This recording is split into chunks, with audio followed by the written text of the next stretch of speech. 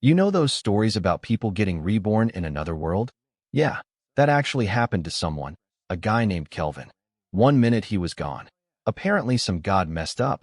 And the next, he's standing in front of the most beautiful woman he'd ever seen, who also happened to be a goddess. She told him his life ended too soon, and she was giving him a second shot. A new world. Magic. Monsters. The whole deal. But there was a catch. His memories, all of them, had to go. No looking back, no remembering who he was. In exchange, he'd start over with his old life turned into power, skills, talents, things that might help him survive. He said yes. How could he not? Next thing he knew, he was blinking under a strange sun in a field he'd never seen before, with absolutely no idea how he got there. Just Kelvin. That was the only name he had. A floating, cheerful screen popped up like a tutorial. Congratulations, it chirped. You've been reincarnated. Yeah, no kidding. A quick check of his stats showed he was level 1, a summoner.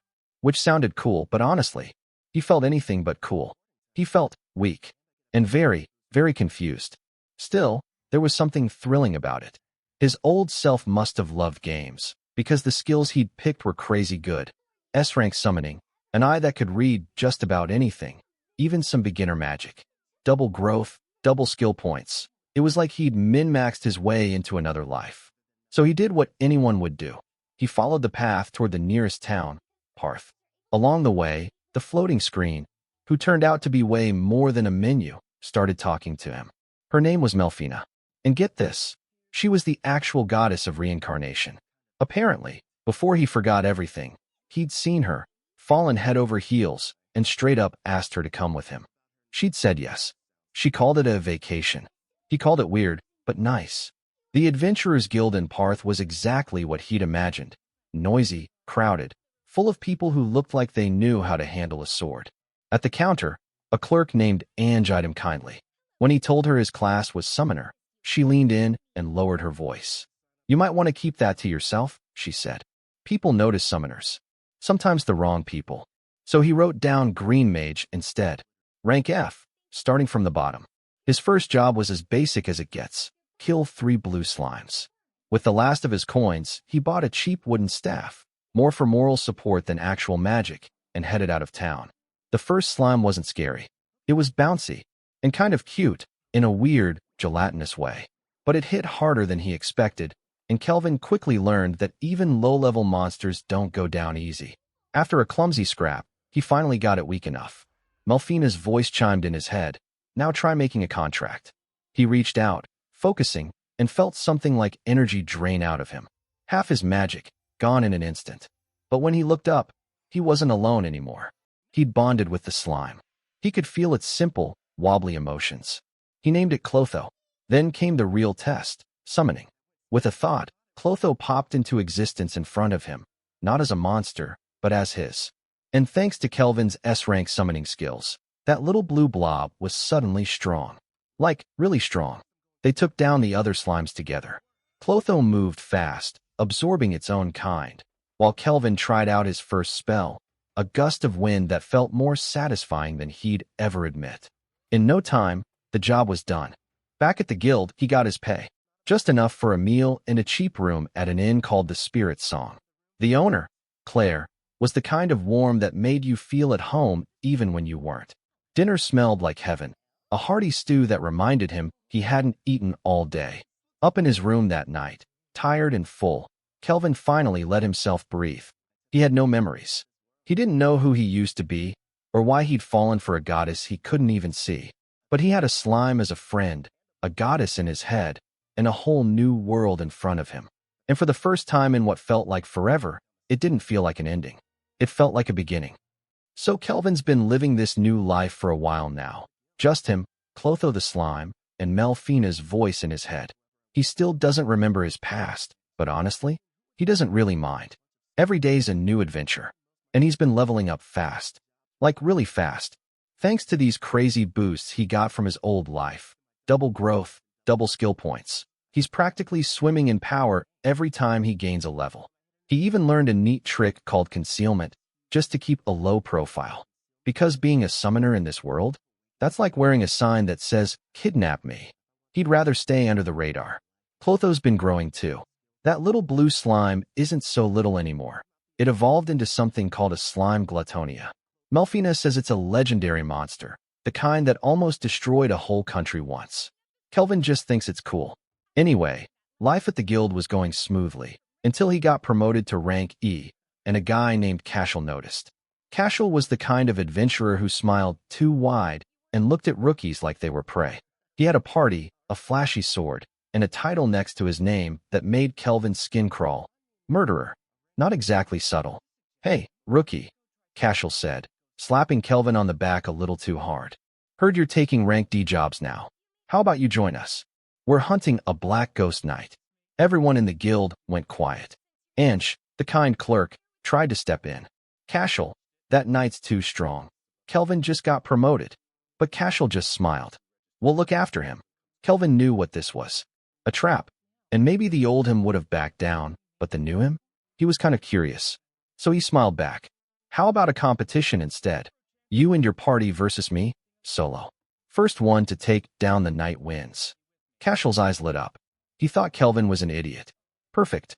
The Black Ghost Knight was said to haunt the Wicked Spirit's castle, a gloomy ruin outside of town. But when Kelvin got there, something felt off.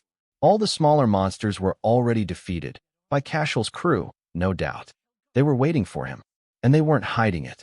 One of them, a wiry thief named Gimmel, tried to act friendly. "So, you a bounty hunter or something?" Kelvin didn't answer. He just cast a spell, Mud Vine, turning the ground beneath Gimmel into a swamp. Then another spell, Wind, to knock him back. Gimmel panicked and ran. That left Cashel and his other goon, a brute named Raj. Raj charged. Kelvin didn't flinch. He just summoned Clotho. Now, Clotho wasn't a cute little slime anymore. It was huge, hungry, and moved faster than anything Raj had ever seen. Before Raj could swing his axe, Clotho engulfed him and didn't let go. Cashel stared, his smug smile gone. "What is that?" "My partner," Kelvin said simply. That's when things got interesting. Because the Black Ghost Knight wasn't some mindless monster.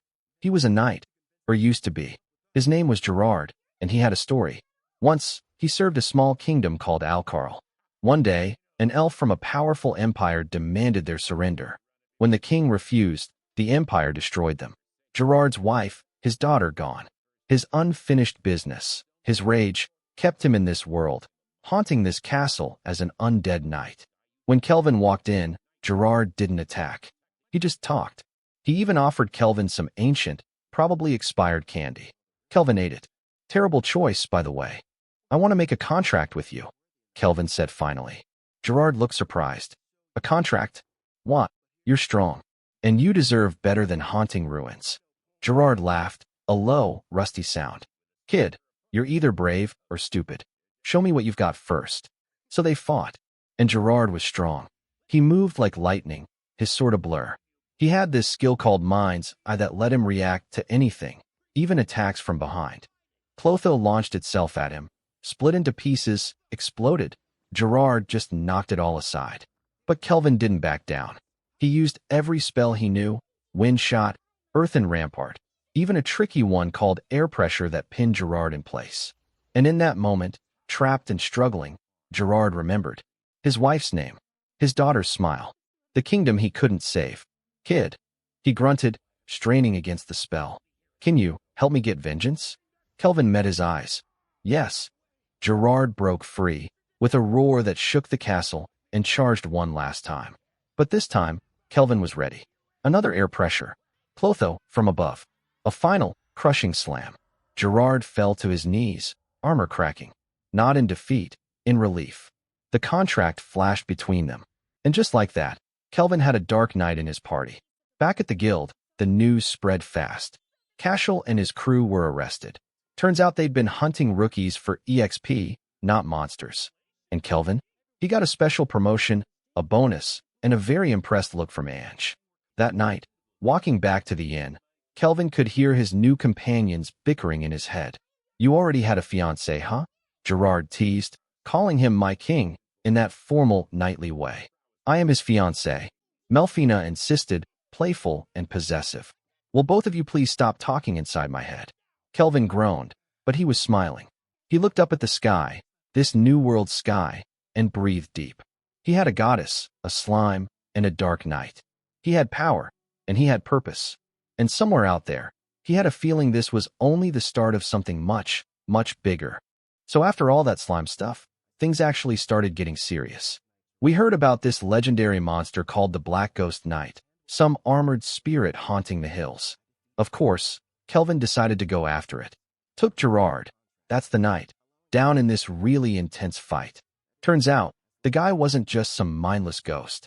He was a fallen king, bound by regret. And here's the wild part. After the fight, Kelvin offered him a contract. A second chance, but as a servant. Gerard accepted, just knelt right there in his broken armor, and said, "My new king, I pledge my fealty to you." I mean, how do you even respond to that? Kelvin just nodded. He could feel the guy's grief. Lost his family, lost his kingdom, all of it. Anyway, after the battle, Kelvin headed back to the guild to report. That's when he met Leo. Older guy, calm vibe, sitting there like he'd been waiting. "Lovely day for an adventure, isn't it?" Leo said, all casual. Kelvin agreed, maybe a little too eagerly. Leo just smiled. "You're the one they're all talking about." Kelvin, right? Then he leaned in. "Mind if I ask you something silly? Are you, by any chance, from another world?" Kelvin's heart just dropped. See, Leo had this skill, appraising eye, rank A, way stronger than Kelvin's ability to hide his status. He saw right through him. Summoner, otherworlder, all of it. For a second, Kelvin thought he was done for. But then Gerard's voice echoed in his mind, steady and firm. "My king, straighten up." And Leo, he wasn't angry, wasn't even threatening. He just looked at him and said, "You can't hide forever. What matters is making allies you can trust." Turns out, Leo had known about that noble, Cashel, the slaver jerk Kelvin had dealt with earlier. Couldn't touch him because of politics, but he'd been gathering evidence. Kelvin taking him down actually did Leo a favor. Then Leo got serious. Told him about the holy empire of Doremus, how they'd summoned other heroes from another world. And about a prophecy, the demon king was coming back. Monsters were getting stronger because of it. "I need someone strong to protect this region," Leo said. "The heroes will be busy with the demon king. I need you to handle everything else." He offered Kelvin freedom in exchange, higher rank, better jobs, guild support, no strings attached. Kelvin thought about it. He didn't want to get tangled in noble squabbles or some holy war. But Leo was offering a way to grow stronger on his own terms. So he agreed.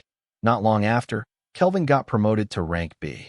Claire, the innkeeper, heard the news and made him a celebration dinner. Extra side dish and everything.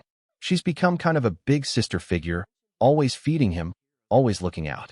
But Kelvin's mind was already on the next move. His fight with Gerard had been too close. He needed more power, more party members. And he remembered that half-elf girl he'd seen at the slavers. Cursed. Untouched. Waiting. Melfina teased him when he brought it up. "Buying a female slave, are we?" But Kelvin shut that down fast. This wasn't about that. It was strategy. He needed someone he could train, someone who hadn't wasted their skill points. He went back to the slaver. The guy was practically giving her away. Turned out her curse made her unsellable. Anyone who touched her got burned. Literally. But Kelvin had a plan.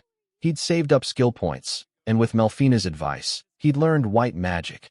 Rank A, enough to break a curse like hers. Her name was Ethel, 16, a half-elf who'd been a slave since birth. She didn't even know why she was cursed. When Kelvin reached for her, she flinched, expecting pain. But his hand just rested on her head. No fire, no burn. Her eyes went wide. The curse was gone. She cried. Like, really cried. And then she bowed, voice trembling. "Thank you for purchasing me." Kelvin cut her off. "You're not purchased. You're recruited." Back at the inn, Claire took one look at Ethel in rags and marched her off to get cleaned up. Came back with her in a proper outfit, a maid dress, because of course Claire had one handy, hair brushed, looking human again. At dinner, Ethel tasted real food and cried all over again. Kelvin told her everything, about Melfina, Clotho, Gerard, being a summoner. Told her to keep it secret. Then he helped her pick her skills, double growth, double skill points, the works, and let her choose the rest herself. She was part of the team now. Only problem? When Kelvin asked Claire for an extra bed, she just smiled and said they were all out. So now he's sharing a room with a nervous half-elf former slave, a slime in the corner, the spirit of a knight in his head, and a goddess casually commentating from the void. Yeah, he didn't sleep much that night. A whole month had passed since Ethel joined him, and the days fell into a rhythm of their own. Mornings were for training, afternoons for quests, evenings for meals at Claire's that felt more and more like home. Ethel had taken to her new life like she'd been born for it. She'd poured her skill points into archery and far sight, and somewhere along the way, she picked up sewing. The maid outfit she wore now was her own design, her third version, she told him proudly, reinforced for movement and combat. It still looked graceful, but you could see the practicality in the seams. Kelvin, meanwhile, had been tinkering with blacksmithing. He wasn't great yet, but he was getting there. More than once, Gerard had to dodge a poorly aimed swing in their sparring sessions. Ethel's fighting style was something else entirely. Life wasn't all fighting, though. One afternoon, Ange from the guild pulled Ethel aside, whispering about a new sweet shop that had just opened in town. Her eyes lit up. "Master," she asked, hesitant but hopeful, "would you like to come too?" Claire nudged him before he could answer. "You're not turning down a girl asking like that, are you?" So he went. Ethel took her time getting ready. When she finally appeared, she wasn't in her combat-made outfit, but in a soft, pretty dress, something simple, but clearly chosen with care. She kept smoothing it down, her eyes nervously searching his. "You look great," he told her, and meant it. Ange grinned. Too cute. The outing felt normal, peaceful, like people their age should be doing.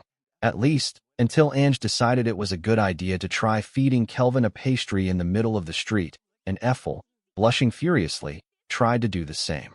That's when he showed up. A young man with too much lace and not enough sense, flanked by two guards who looked about as sharp as butter knives. "Commoners shouldn't engage in romance in public," he announced, as if he'd rehearsed it. Turned out he was Tabra, third prince of Trison, bored, entitled, and on a mission to recruit the powerful adventurer rumored to be in Parth, which, awkwardly, was Kelvin. Tabra's pitch was about as smooth as gravel. "If the girls give themselves to me," he declared, "I'll forgive your crimes." Kelvin just stared at him. Then he glanced at the prince's guards. "Rank D, both of them. Weak. You came all this way with these two?" he asked, not even trying to sound impressed. Tabra puffed up. "In Trison, talent rules. And since I have none, I need someone strong to serve me." The lack of self-awareness was almost impressive. "Yeah," Kelvin said flatly. "That adventurer's probably me. And no, I won't serve you." He didn't even have to lift a finger. A flick of intimidation, a skill he'd been refining, was enough to freeze the prince in place. They left him there, stammering, as they walked away to buy more sweets. Not everything was street drama and pastries, though. Far away, in the holy city of Doremus, a priestess named Colette was kneeling in a cathedral, praying for guidance. The goddess Melfina appeared before her, not as a voice in Kelvin's mind, but in radiant, divine form. Melfina had been busy. She'd reincarnated others before Kelvin, the heroes of Doremus. They were strong, but not as strong as everyone hoped. She gave Colette a new oracle: send the heroes to the western continent. Keep them away from Parth. Colette didn't understand, but she obeyed. Melfina's reasons were her own. And if she was being honest, she'd grown fond of Kelvin's strange, messy, growing family. The last thing they needed was heroes complicating things. Back in Parth, nights in the shared room at Claire's were becoming complicated. Ethel waited until the dark was thick around them before she spoke. "Master, am I not attractive as a woman?" Kelvin nearly choked on air. "Ethel, what? No, that's not. I love you," she whispered, the words rushing out. "As my master, as a man. You taught me what human warmth felt like. Before you, I was cursed, untouchable." He was quiet for a long moment. Then he said, "You're cute, Ethel. More than cute. And yes, you're attractive." Her breath caught. "Which is exactly why," he continued, sounding more resigned than romantic, "we need to buy a house. With separate rooms. For my sanity." She laughed, soft and relieved in the dark. Not long after, the guild called. A demon had been found, sealed deep in a rank D dungeon called the Hermit's Hollow. Even sealed, its presence was enough to empty the place of monsters. No one knew how strong it was, but demons weren't something to take lightly. Leo looked uneasy, handing over the request. Worst case, this is rank S difficulty. Kelvin just smiled. I'll take it. They ventured into the hollow. It was too quiet. No monsters, no traps, just an eerie, waiting silence. At the deepest chamber, they found her, a young demon girl, chained and asleep. And beside her, a grinning, elegant man in dark robes. I am the archdemon Victor, he said, bowing like a host at a party. A pleasure. Victor talked. A lot. He explained how he'd lured them here, killed every other monster so they'd reach him easily. His unique skill was gluttony. He could steal the traits of those he ate. He'd been the aide to Sarah, the daughter of the last demon king. And now he planned to eat her, absorb her power, and become the new demon king himself. So you want us to break her chains? Kelvin asked, almost bored. Oh no, Victor purred. I want you to let me eat you first. Humans break seals so much better from the inside. That's when Kelvin started to laugh. Not a nervous laugh. Not a panicked one. A bright, exhilarated, almost joyful laugh. Ethel glanced at Gerard. His bad habit. When we fought the Black Ghost Knight, Gerard murmured. He looked the same. The worse things get, the more he smiles. Victor paused, thrown. What's so funny? Kelvin wiped a tear from his eye, still grinning. I've just never met an enemy as strong as you. I'm so excited I can't control myself. For the first time, Victor's smooth confidence wavered. Victor watched Kelvin's grinning face with a kind of fascinated dread. What is that look? He murmured. I've never met an enemy as strong as you. Kelvin admitted, breathless with excitement. I can't control myself. Fascinating, Victor replied. Then let me show you something you'll enjoy. He spread his hands, and the air grew heavy. Hades' army. Dark magic swirled around him, and from the shadows rose an army of skeletal warriors, each one pulsing with rank B strength. They filled the chamber, clattering and cold. Black magic, Kelvin noted, still smiling. Classy. Now you no longer have superior numbers, Victor said smoothly. In fact, you're outnumbered. Let's see what you've got, Kelvin shot back. The fight that followed was chaos. Ethel's arrows cut through the air. Gerard's sword carved arcs of dark energy. Clotho moved like liquid, slipping between strikes. Kelvin wove through it all, laughing, casting spells, directing the flow like a conductor. Victor watched, impressed despite himself. You're young, but you move like veterans. And you? He locked eyes with Kelvin. You're a battle junkie. A sickness, I think. Maybe, Kelvin grinned.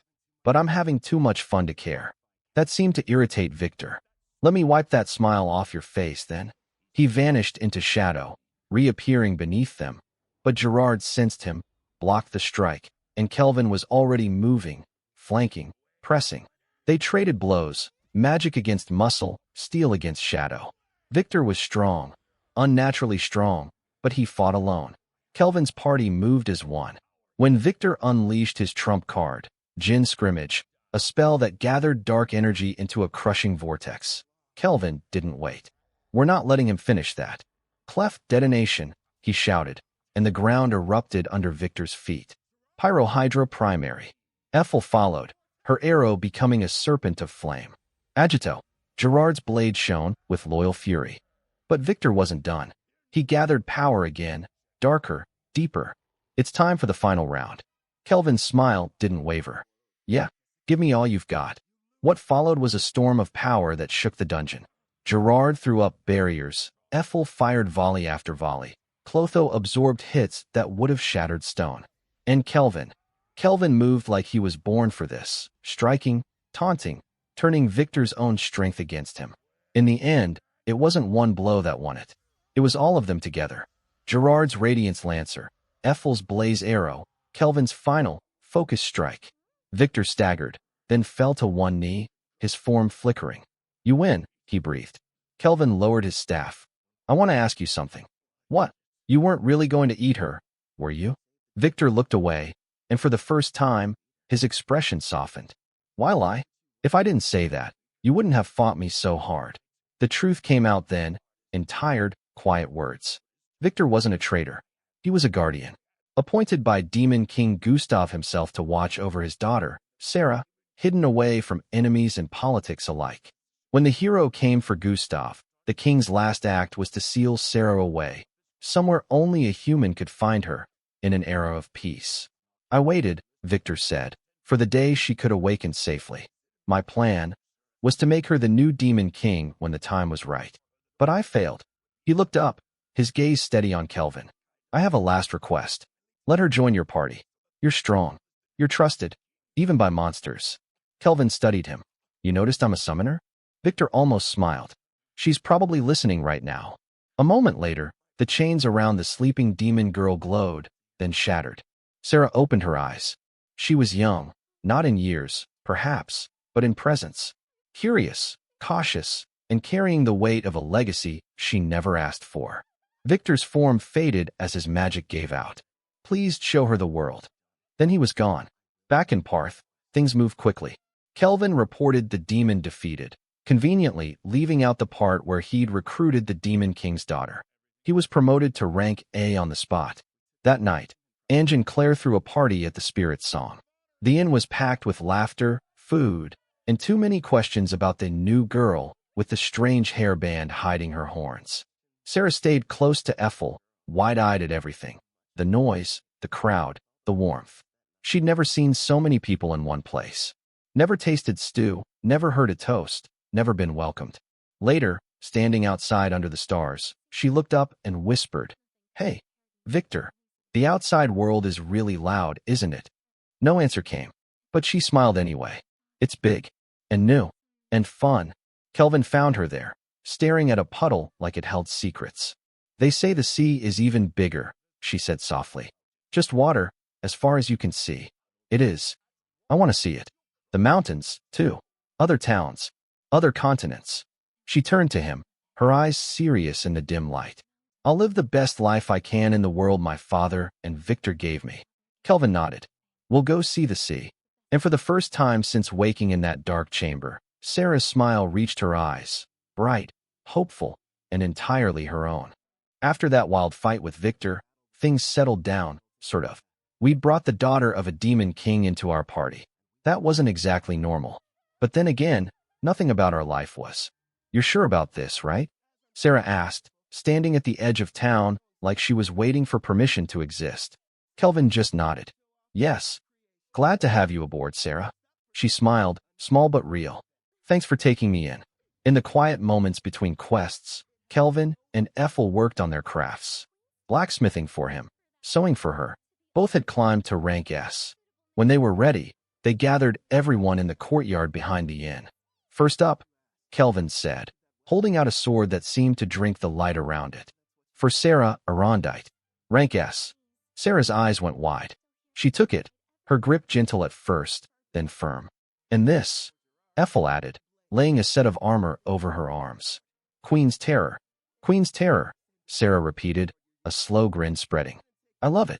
The armor and blade were reforged from Victor's own gear, his last gift, in a way.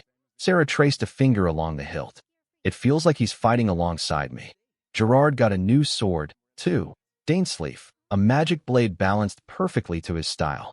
It looks exactly the same, he noted, turning it in the light. That's the point, Kelvin said, already turning toward the inn. Now if you'll excuse me, I've been locked in a smithy for days. I need to eat and sleep. Any requests, master? Ethel called after him. He paused at the door. Rice. Rice. Yes, rice. His voice took on a dreamy, almost religious tone. That rich scent, the glistening grains, the stickiness. It gets sweeter with every bite. My body craves it. I want it now. Ethel blinked. Sarah stifled a laugh. They were definitely an odd family. Their next journey had two goals. First, to keep Kelvin's promise to Victor, to show Sarah the world. Second, to find rice. Real rice. Rumors said the water country of Torridge grew something like it, and that was enough for Kelvin. Permission from Guildmaster Leo came easily. Maybe too easily. But Kelvin didn't overthink it. He packed the carriage, gathered his party, and they set off. Sarah was like a kid on her first field trip. Kelvin, a river. There's a river. You want to go fishing? Fishing? What's fishing? When we get to Torridge, let's try it. She beamed. Hooray. I can't wait. Along the way, Kelvin noticed shadows trailing them. Not monsters, people. Bandits, probably. He didn't bother hiding it. Some folks have been watching us in secret, he mentioned casually. Yup, Sarah said, not even looking. They sure are. A group of them finally made their move on a lonely stretch of road.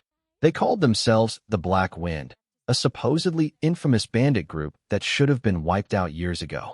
Their levels were low, mid-20s to low 30s. Bored, Kelvin turned to Sarah. Want to go play with them? Roger that. No using a rondite. It'd make a mess. She pouted but agreed. What followed wasn't a fight. It was a demonstration. Sarah moved like water, striking like lightning. She held back, way back, and they still fell like wheat. Their leader, a woman whose strength stat was over 200, swung a massive axe. Sarah caught it with one hand. The bandit's confidence shattered. Our boss is level 70, one yelled, as if that would scare her. Sarah just smiled. Why don't you tell us more about him? Torridge was everything they'd hoped. A coastal nation that felt like old Japan, complete with rolling fields of grain and the wide, endless sea. When Sarah saw the ocean for the first time, she stopped walking. It really is water as far as the eye can see. Her voice was quiet, almost reverent. Victor, I made it to the real sea. Then she spun toward Kelvin, eyes bright. Teach me to swim. Okay. Have you ever gone swimming, Ethel? No, but I'd love to try. They didn't have time for the beach yet, though. First, they had to report to the Torridge Adventurers Guild. The guild master was a woman named Mist, calm, sharp, and surprisingly familiar with Leo. He never lets it show around me, Kelvin said when she mentioned how much Leo talked about him. He's a stubborn old geezer, Mist replied with a knowing smile. Then her expression turned serious. About the Black Wind, it's complicated. The bandits weren't just bandits. They were led by Kristoff, a hero from Trison who'd supposedly destroyed the Black Wind years ago. Now he was the Black Wind, running a slave trade under the cover of his reputation.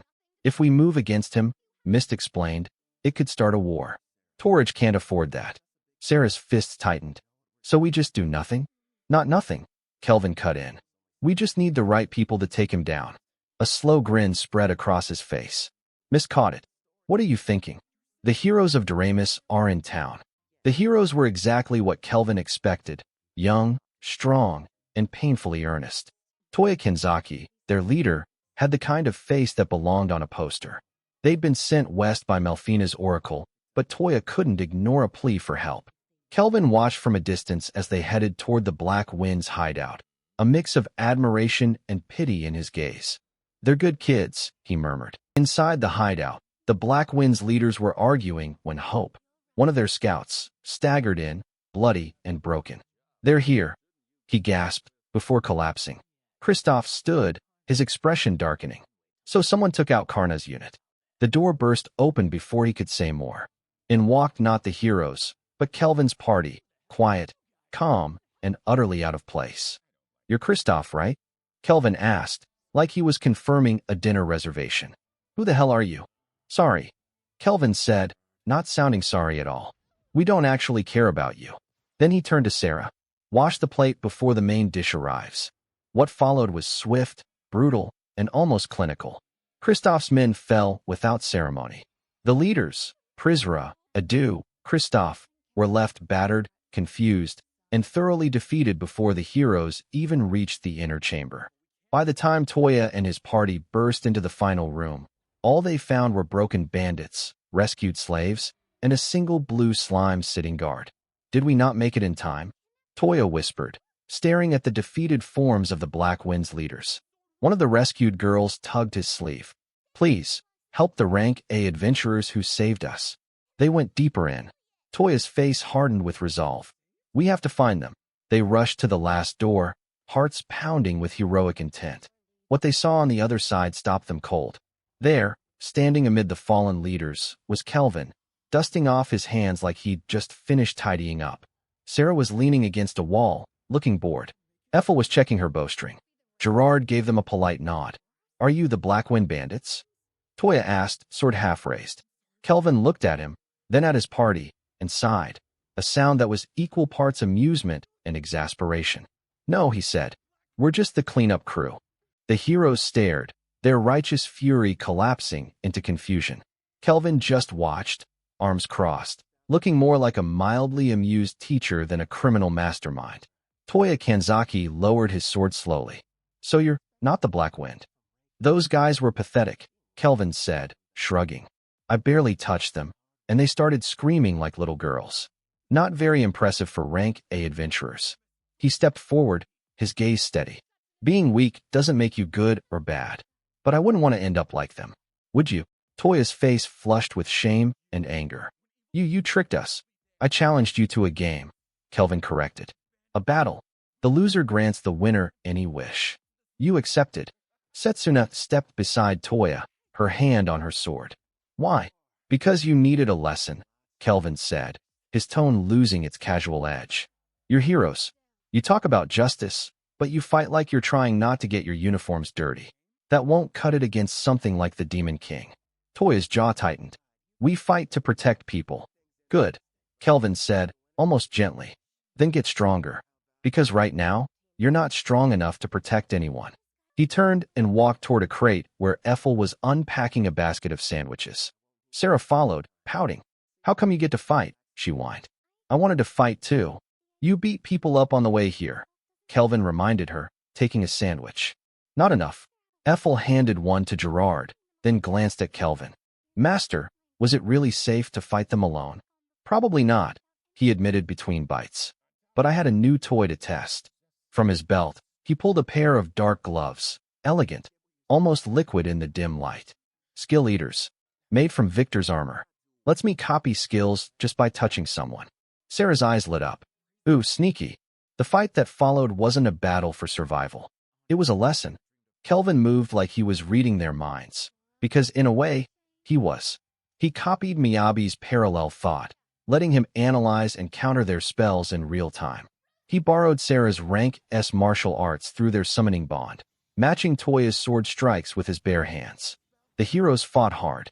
They coordinated, strategized, pushed past their limits. Toya unleashed his holy sword will. Setsuna used Zantetsukan, a unique skill that could cut through anything. Miyabi trapped Kelvin in Frozen Temple, a spell meant to lock him in place. Nana summoned golems, healed, shielded, and still, Kelvin stayed one step ahead. He broke the ice prison by analyzing its magic with his appraising eye and creating a new spell on the spot, Radiance Crossfire, shattering all the pillars at once. He dodged Setsuna's deadliest strikes by predicting her movements. He even lectured them mid-fight. You with the ponytail, you should be using Heaven's Walk in your attacks. They're too easy to read. And you, when are you going to use your dual wield? It was humiliating and enlightening. In the end, Toya lay on the ground, beaten but not broken. His friends gathered around him, bruised but alive. Kelvin stood over them, not even winded. I'm sorry, everyone, Toya whispered, his voice thick. I couldn't protect you. You don't have to protect everyone alone, Setsuna said, her hand on his shoulder. We're a team. Nana nodded fiercely. If we don't work together, we can't beat the Demon King. Miyabi just glared at Kelvin, her cheeks still red from earlier embarrassment. You're the worst. Kelvin almost smiled. Probably. Later, in the quiet aftermath, the truth came out. The kidnapped people explained everything. How Kelvin's party had rescued them. How the Black Wind's leaders were already tied up in the next room. How this whole battle had been a setup to get the heroes involved without starting a war. Toya listened, his hero's pride slowly turning into something softer. Humility. You could have just told us, he said quietly. Would you have listened? Kelvin asked. Toya looked at his friends, Setsuna, Nana, Miyabi, and knew the answer. Probably not. Then we did it the right way. Now came the wish. Toya straightened, determination hardening his features. I'll honor our agreement. What do you want? Kelvin's eyes gleamed. I want you to testify against Kristoff and the Black Wind. Tell the world what they really were. Slavers, traitors, frauds. Make sure Tryson can't protect them. Toya blinked. That wasn't what he expected. That's all. That's all. For a moment, Toya just stared. Then he bowed. Deep, formal, heartfelt. Thank you, Kelvin. Not just for the wish, but for the lesson. Kelvin waved a hand, already turning away. Yeah. Just get stronger. I don't want to have to save your ass again. As he walked off, Sarah fell into step beside him, grinning. It means we're the people who teach heroes. He glanced back once, just in time to see Toya helping Setsuna to her feet, Nana healing Miyabi's scrapes, the the four of them talking in low, earnest voices. They'd be all right, he thought. Maybe even great. The heroes left with thanks and promises, and a lesson they wouldn't forget. As for Kelvin and his crew, their work in Torridge was done. They'd beaten the Black Wind, trained the heroes, and earned the gratitude of the land's ruler. And now, it was time for rice. Not just any rice. Torridge rice. Gleaming, fragrant, sticky perfection. The nation's ruler, Queen Tsubaki Fujiwara, a calm, sharp-eyed woman with a distinctly otherworldly air, greeted them not in a throne room, but in a sunlit hall lined with tatami mats. She spoke like someone who understood what it meant to be far from home. "You've done us a great service," she said, her voice soft but certain. "Ask for anything within my power." Kelvin didn't hesitate. "I've heard Torridge grows a grain that never leaves its borders. I'd like the right to buy it." Tsubaki blinked, then laughed, a real, surprised sound. "That's all. That's all." She studied him, her gaze lingering on his party, Sarah bouncing on her heels, Ethel standing quietly attentive, Gerard steady as stone. "You could have status, wealth, land. We're adventurers," Kelvin said simply. "We like our freedom. Too much reward just ties you down." "I see." Tsubaki's smile turned genuine. "You don't have to buy it. I'll send you as much as you want. For free." A feast followed, one that felt like a taste of home Kelvin hadn't realized he missed. Rice bowls, grilled fish, miso soup, pickled vegetables. Ethel watched everything with the focus of a scholar, already planning how to recreate it all. Sarah ate like she'd never stop. Gerard tried sake and nodded in approval. And Kelvin, he just ate. Slowly, gratefully. Each bite was a memory he didn't have, a comfort he hadn't known he needed. Days passed in a lazy, sun-drenched rhythm. Tsubaki invited them to stay longer, and they did, resting, training, enjoying the sea. Sarah learned to swim. Ethel perfected her rice dishes. Gerard sparred with local guards. Kelvin spent mornings watching the waves, afternoons in the library, evenings eating meals that tasted like belonging. But eventually, the road called them back. Tsubaki saw them off with a gift: access to Torridge's teleport gate, a magic shortcut straight to Parth. "Consider it a royal favor," she said, then added quietly. "And if you ever want to settle down, Torridge would be glad to have you." Ethel bowed deeply. "Thank you, Your Majesty. But my place is with Master."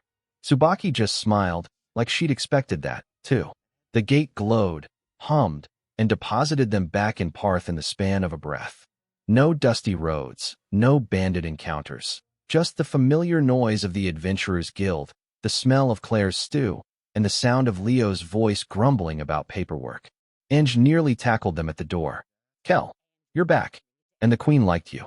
"She liked the rice," Kelvin corrected, but he was smiling. That evening, after a long, loud welcome-back meal at the Spirit Song, Kelvin gathered his party in the quiet of their usual table. "Tomorrow," he said, "we're buying a house." Sarah's eyes went wide. "A house? For us? For us?" They found one on a quiet street at the edge of town. A 2-story stone building with a wide yard, a big kitchen, and, most importantly, a bath. A real, honest-to-goodness bath. Kelvin stood in the empty tub room, a look of pure reverence on his face. "I can finally take a bath." Ethel was already planning the garden. Gerard claimed the basement as a training room. Sarah ran from room to room, declaring each one hers. Clotho settled in the yard, bubbling contentedly. They hired 2 familiar faces as live-in helpers, Ellie and her daughter Luca, the mother and child they'd rescued from the Black Wind. Ellie cried when Kelvin offered them the job. Luca just grinned and asked if there would be stew. That night, in his new room with its unfamiliar bed and unfamiliar quiet, Kelvin lay awake for a long time. It felt strange, good strange, like something was settling into place. He wasn't surprised when he felt her presence, a soft, warm hum in the back of his mind, like a voice he'd been waiting to hear. "You knew I'd come?" Melfina asked, her tone playful. "I had a feeling." She appeared before him not as a voice, but as a vision, graceful, glowing, and entirely real. "It took me longer than I thought to adjust this body," she admitted. "But I'm ready. You can summon me now."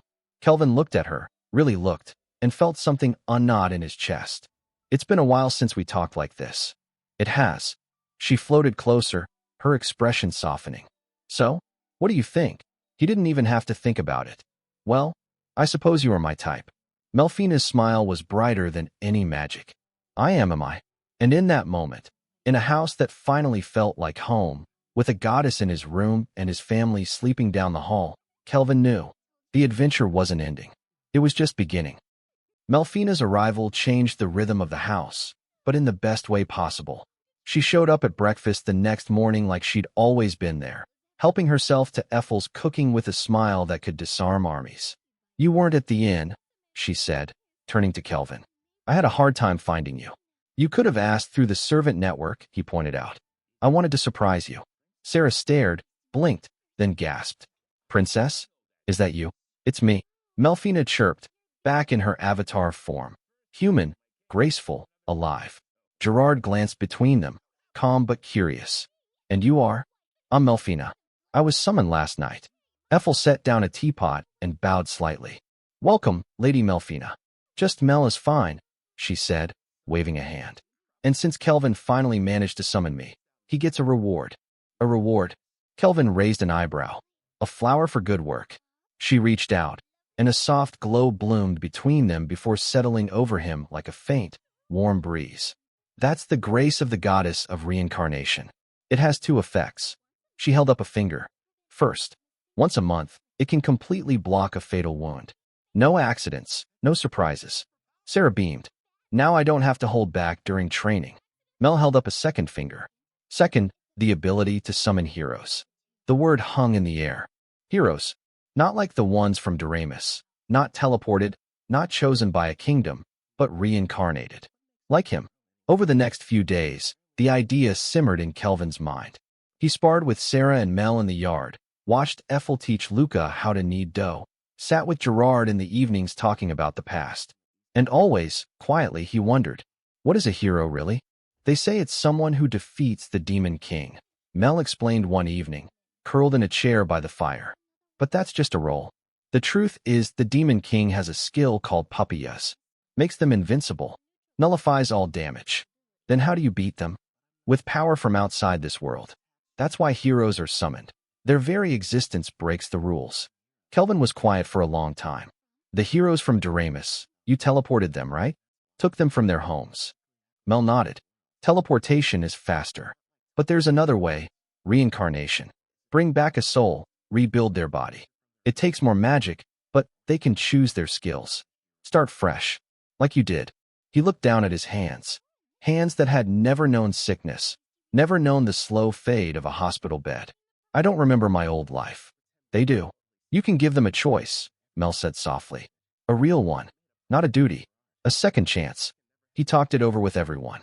Ethel listened quietly, then said, if Master thinks it's right, I trust you. Sarah grinned. More sparring partners. Yes. Gerard placed a hand over his heart. You've brought us this far, my king. We'll stand with whatever you decide. Even little Luca, peeking from behind her mother's skirt, whispered, will they like stew? In the end, it wasn't a hard choice. It was a leap of faith. They prepared the summoning in the main hall. Candles lit, the air thick with anticipation. Kelvin stood in the center, Mel beside him, her presence steadying. Use all but one of my MP, he said. Summon one person. If we're doing this, I want someone strong. Mel's eyes glowed with divine light. Beginning reincarnation. The magic circle beneath them flared, not with the sharp burst of combat magic, but with a deep, resonant hum, like the world itself was holding its breath. Seconds stretched. Minutes. They're choosing their skills, Mel murmured, taking their time. And then, a flash. Gentle. Warm. A girl stood in the center of the circle, small, dark-haired, dressed in simple clothes that didn't quite fit this world. She blinked, looked around, and her eyes widened. Where am I? Kelvin stepped forward, keeping his voice calm. My name's Kelvin. I'm an adventurer. An adventurer? She stared. Then her face broke into a wobbly smile. The angel told me I was coming to another world. Is that true? Yeah, it's true. He braced for anger. For fear. For questions. Instead, she burst into tears. Thank you, she sobbed, stumbling forward. Thank you. Kelvin froze. Wait, don't cry. I'm sorry. I spent my whole life sick, she said, wiping her eyes with her sleeve. I couldn't go outside. Couldn't run. Couldn't do anything. The only adventures I had were in books. She looked up, her gaze clear and bright. When I died, I wondered what the point was. But now, I'm here, and I'm healthy. She bowed deeply, her voice trembling with emotion. Please, let me join your party. Let me be part of your adventure. Kelvin looked at her, this small, brave, grateful girl, and felt something in his chest loosen. You don't have to pay me back, he said gently. But if you want to stay, you're welcome. She beamed. Really? Then, call me Ryan. It's the name I always used in my stories. Ryan, he repeated and smiled. Welcome. Then his legs gave out. Ethel caught him before he hit the floor, potion already in hand. Master, your magic. Used it all, he mumbled, exhausted but strangely light. Worth it. Ryan knelt beside him, her expression worried. Brother Kel? Are you okay? Brother Kel? Sarah echoed, raising an eyebrow. She's my half-sister, Kelvin said, the lie coming easily. From another land. It'll keep things simple. Ryan's eyes lit up. A sister? I always wanted one. Later, after he'd rested and Ryan had been shown to her room, the one next to his, because she asked, Kelvin stood in the hallway, listening to the sounds of his home. Sarah and Mel arguing over who got to use the bath first. Ethel humming in the kitchen. Gerard's steady footsteps downstairs. Luca's laughter from the garden. And now, Ryan's voice, bright with wonder, asking Ellie what flowers grew in this world. Mel slipped her hand into his. You did good, she whispered. I hope so. She's strong, Mel said, her tone certain. Not just in levels. In heart. She'll grow into someone amazing. Kelvin looked toward Ryan's door, then back at Mel. We all will. Because this wasn't just a party anymore. It was a family, and their story was just getting started. Life with Ryan settled into a new kind of normal, one filled with breakfast debates, impromptu training sessions, and more than a few nighttime surprises. Like the night Kelvin woke up to find Ryan curled beside him, mumbling something about sushi in her sleep. Do normal sisters slide into their brother's bed? He wondered aloud, not even bothering to move her. She's dreaming about food, Sarah noted from the doorway, smirking. Et too, little sister? Don't blame her, Ethel whispered, tucking a blanket over Ryan. She's happy. And she was. It didn't take long for Ryan to fit in. She trailed after Ethel in the kitchen, practiced swords with Gerard in the yard, dragged Sarah to the market to look at shiny things, and even convinced Mel to teach her a few basic spells. She was bright, curious, and carried none of the weight of her past life, only the joy of a second chance. One afternoon, Kelvin decided it was time for a family outing. Not a quest, not a battle, a level-grinding picnic.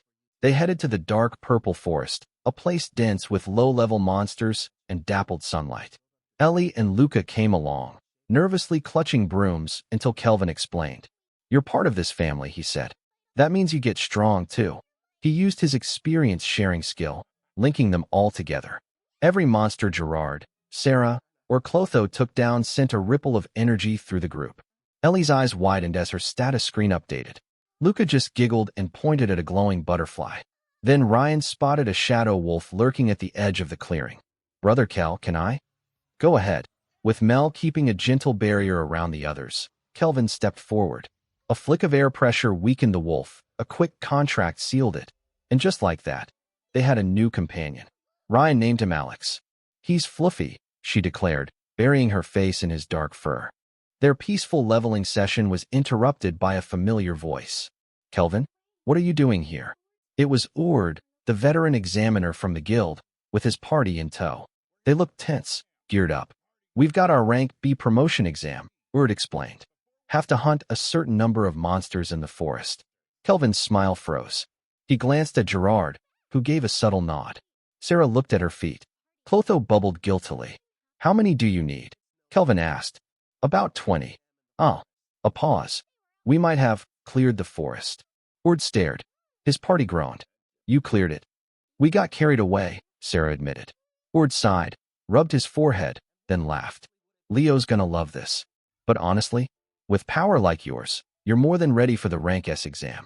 But he's been waiting to spring it on you. Rank S. The thought hung there, not as a goal, but as an inevitability. Back home, life went on.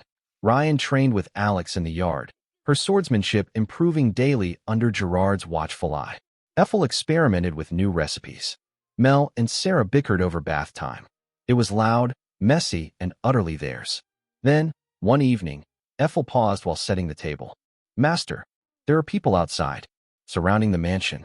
Kelvin didn't look up from his book. "How many?" 14. Maybe 15. Levels are low. Teens and 20s. One's a bit higher. Level 26. Ryan perked up, her expression shifting from curious to focused. "They're from Trison, aren't they?" "Because of Christoph." "Probably." "What do we do?" Sarah cracked her knuckles. Kelvin looked at Ryan. "Can you and Alex handle it?" Her eyes widened. "Me? Consider it a test. You've been training. Now let's see what you can do." He handed her a sword. The resonating mithril sword, reforged from a blade he'd taken from a slaver long ago. "Use this. And take Clotho's mini-me for backup. We'll feed you info through the network." Ryan took the sword, her grip firming. "Okay, I'll do it." She and Alex slipped into the dark like shadows. From an upstairs window, Kelvin watched.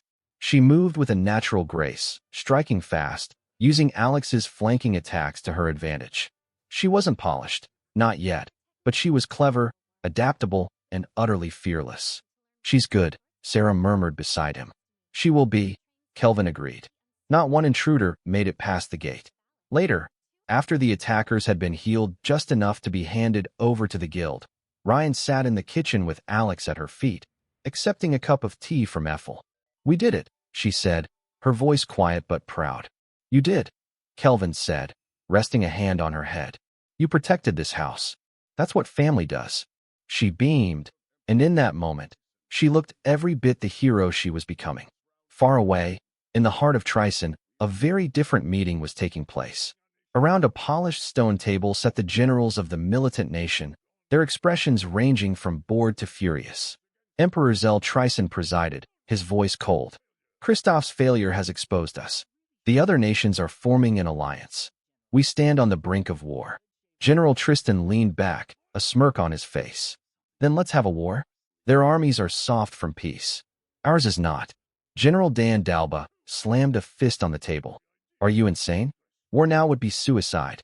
"Not if we use our new weapons," Dragoon General Asgrad countered, his eyes gleaming. "We've been preparing." Princess Shatora, the Dark General, listened quietly, her gaze distant. When she finally spoke, her voice was calm, almost detached. "I am in favor of war, but not yet. Our enemies are not as weak as you believe." The debate raged until the door opened and a final general arrived. Late, uninterested, and radiating a casual, terrifying power. Clive Therese, General of the Magic Knights, leaned against the doorframe and asked the only question that seemed to matter to her. "Am I pretty?"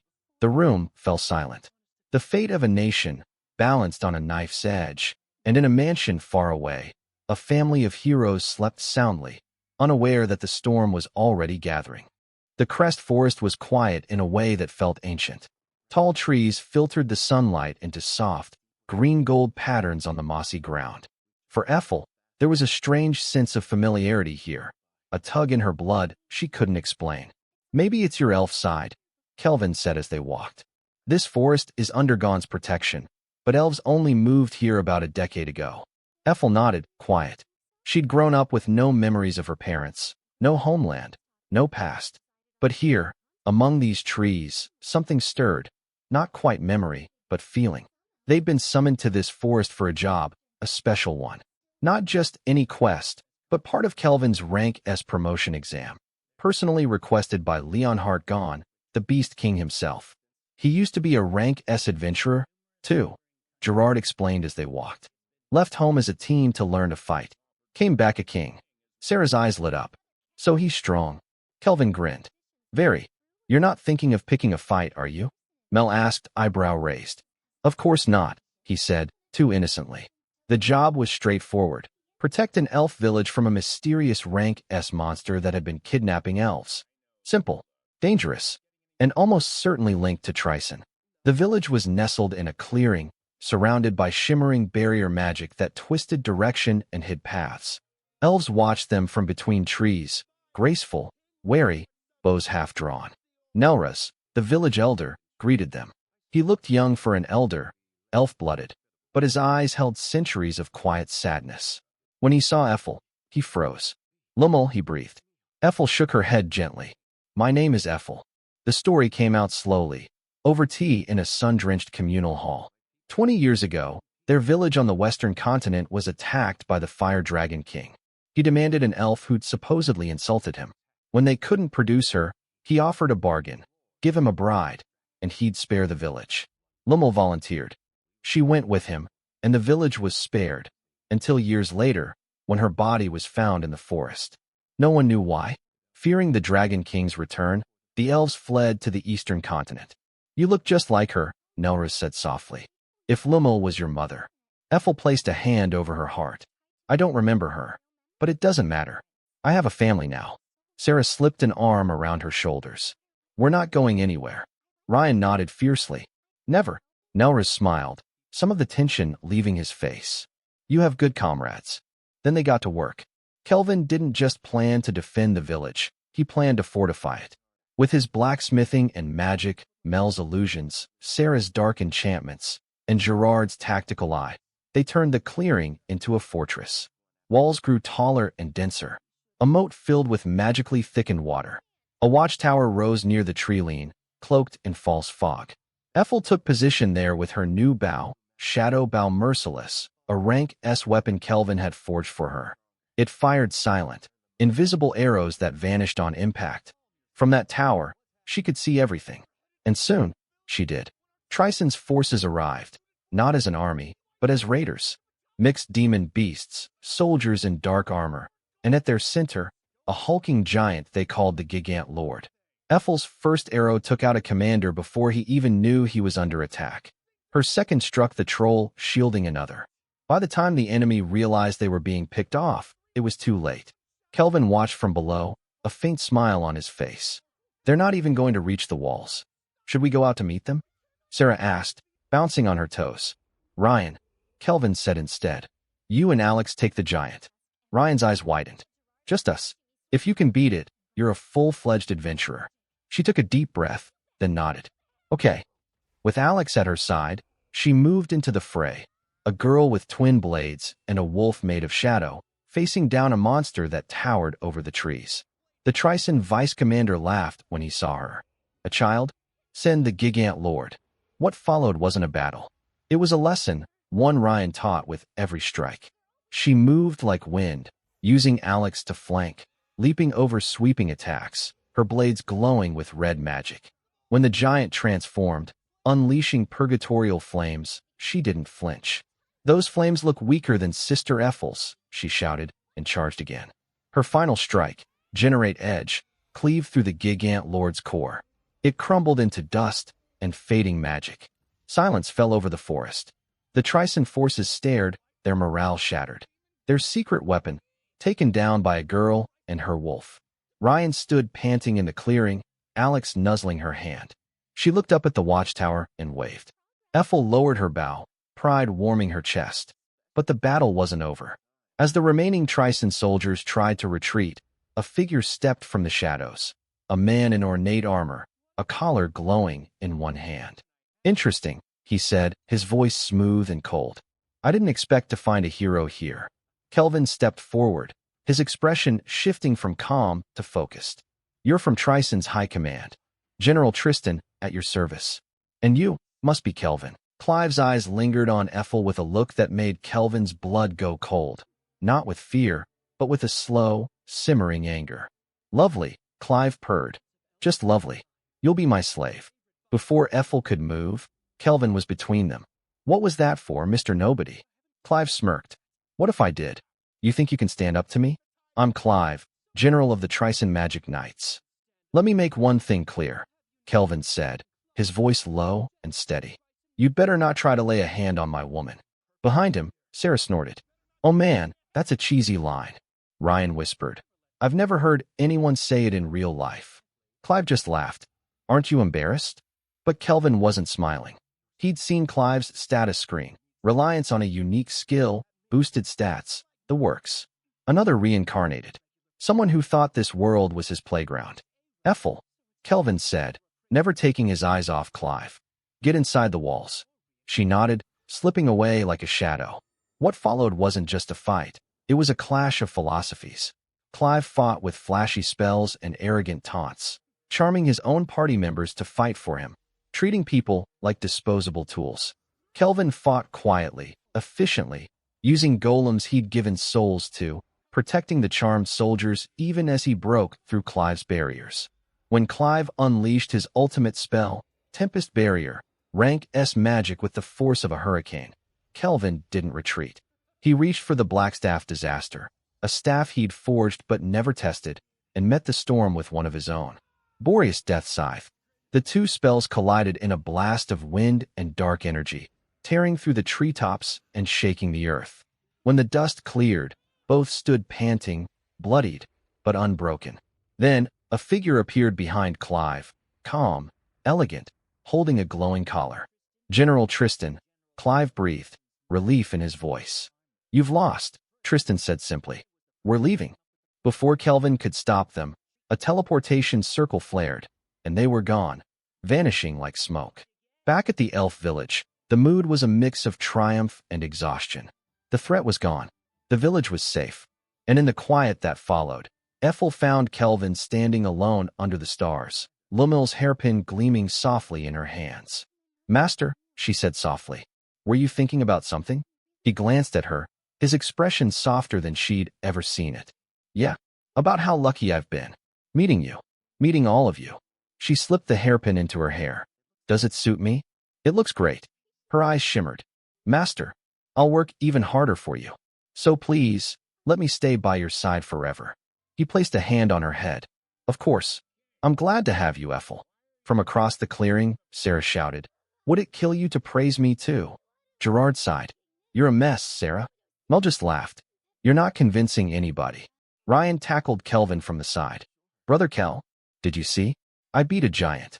I saw, he said, ruffling her hair. You did great. The next morning, a messenger arrived, not from the guild, but from Gon's capital.